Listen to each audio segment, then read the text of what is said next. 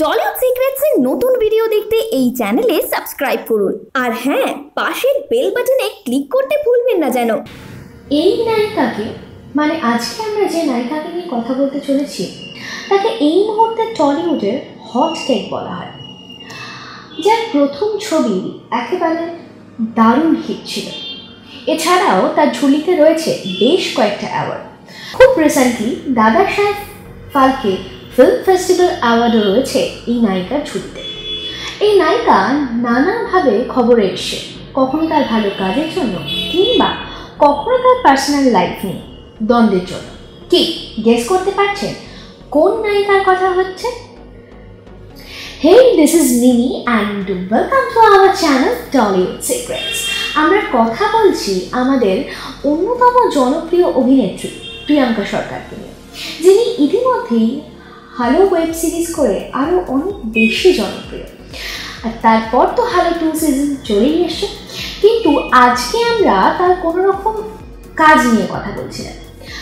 আজকে আমরা কথা বলছি তার ব্যক্তিগত জীবন নিয়ে। কিছুদিন আগেই তাকে নিয়ে নানা রকম ম্যাগাজিন, নানা রকম ওয়েবসাইট নানা কিছু মন্তব্য লেখালেখি করছিল।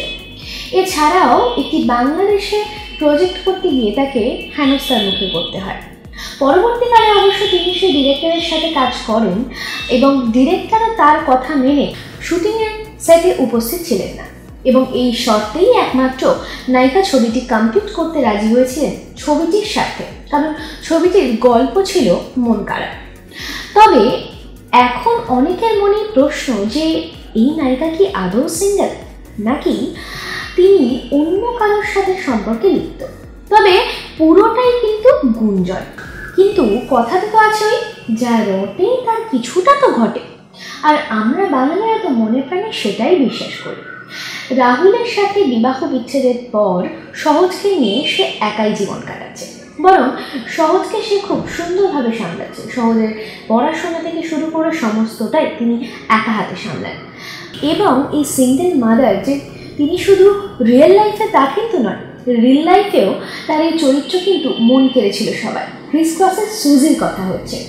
তবে এখন শোনা যাচ্ছে যে তার প্রিয় বন্ধুই নাকি তার কাছের মানুষ, এবং ইনস্টাগ্রাম হ্যান্ডেলে একটু উকিঝুঁকি মারলে আপনি ঠিক দেখতে পাবেন যে তার তাবৎ নজর কাড়া ফটোগুলো কিন্তু একজনেরই তুলে দেওয়া।